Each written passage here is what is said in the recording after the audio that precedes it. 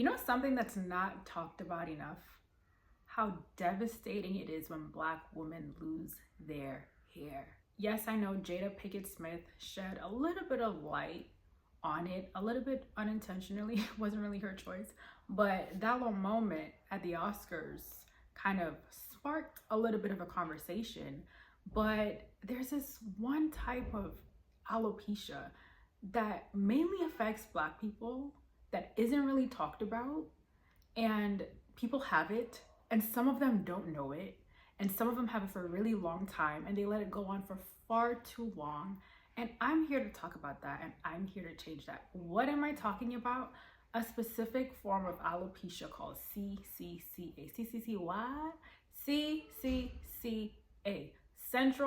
Centrifugal Cicatricial Alopecia. What the heck is that? We'll get to that in a moment.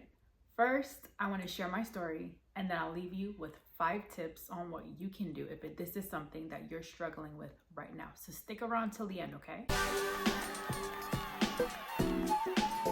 My name is Holly. I'm a registered dietitian. I'm also an artist. I made this shirt and all the paintings on the wall, but that's not what we're here to talk about. I want to share my journey and my story around my hair. Every human being has a story around their hair, but Black people, y'all know the stories. I got stories for days. I don't even know where to start. But I want to share my journey and some things that can also help you if any of this resonates with you. Now, I'm sure there's so many people that have the story of like perming their hair. That was me. I permed my hair twice. And what I mean by twice is that I permed it, then I went natural, and then I permed it again, right?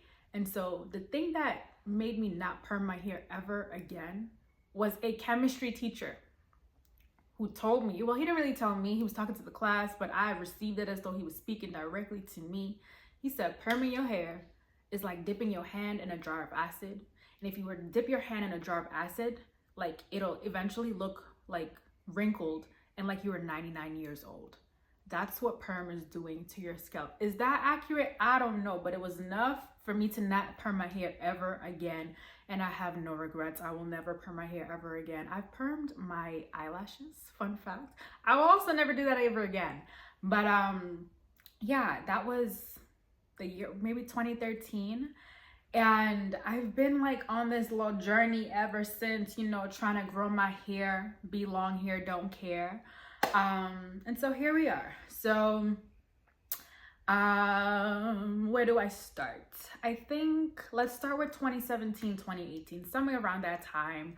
I was introduced to the concept of sister locks.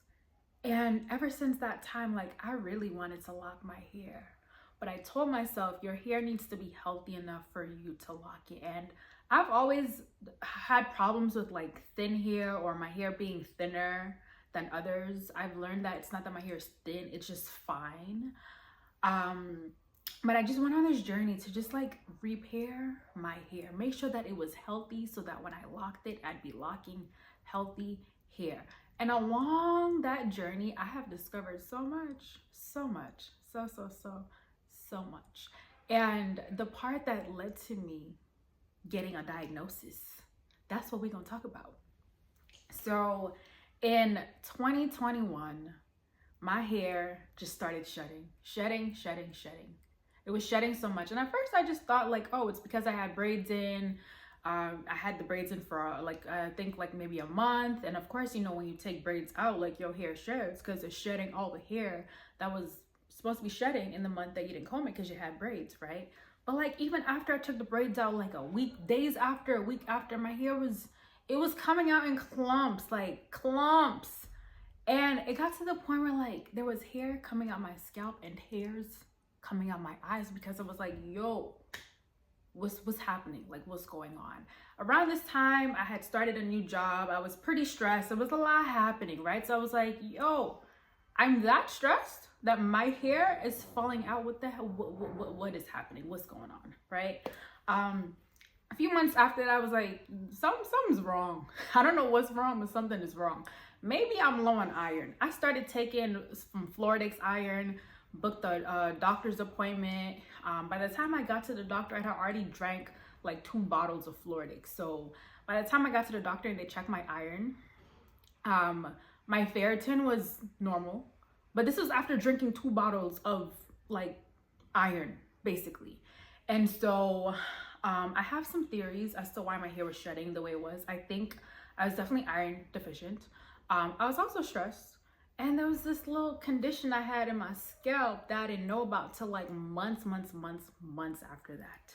And so fast forward, this is all happening in 2021. Fast forward to May of 2022, when I decided to go see a dermatologist. A dermatologist. Why did I go see a dermatologist? Because I was like, yo, my hair, I've been trying to repair the ends of my hair specifically for a very long time, and I don't know what's going on. So let me go to the doctor whose expertise is hair and skin.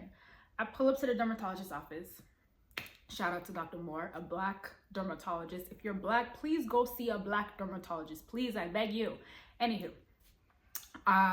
so I go to Dr. Moore, and Dr. Moore says, we're gonna do a scalp biopsy so we know exactly what's going on with you, so we can treat you based on the condition that you have. And I was like, okay, cool. Never knew you could like biopsy the scalp. When I think of biopsies or hair biopsies, I think of cancer. And so to biopsy my scalp, I was like, okay, all right. A few weeks after, I get this phone call, and it's this lady calling from Dr. Moore's office to tell me about the results of my biopsy. And I'm like, okay. And this lady says, yeah, you have CCCA. And I was like, what? What the heck is CCCA? I'm like at my job, I work at a hospital, walking through the hospital, literally on my phone, Googling CCCA. And when I saw the pictures of what CCCA is, I was like, oh no, I don't have that. Like, I don't have that. I pull up to Dr. Moore's office and I was like, yeah, I don't think I have that. He was like, no, you do. You just in the very early stages of it. I'm very glad you're here. And I was just like, what? Like, I didn't even know, like we know the concept of alopecia and it being something to do with losing your hair, but like there's many different types and there's many different causes. I didn't know any of that. And so long story short, got diagnosed with CCCA alopecia. It is essentially a form of alopecia that mainly affects Black people. Lord knows why. There may be a genetic component to it. It could be rooted in certain hair care and styling practices. There's a lot I still have to learn about it. But ultimately, that's what they diagnosed me with. What is it's a form of scarring alopecia, which means that basically your hair, your scalp gets scarred. And over the follicles where your hair comes out of, there's scars, which basically leads to your hair falling out. And it leads to it being very difficult for it to regrow, because how do you grow hair through a scar? It might be impossible, actually. And so how do you treat that? What they tell you at the dermatology office is that it's also rooted in inflammation, and most of their treatments are targeted against calming the inflammation. And the number one, I think, go-to treatment is steroid injections, which I did get twice, and I vowed to never receive them ever again. They did help.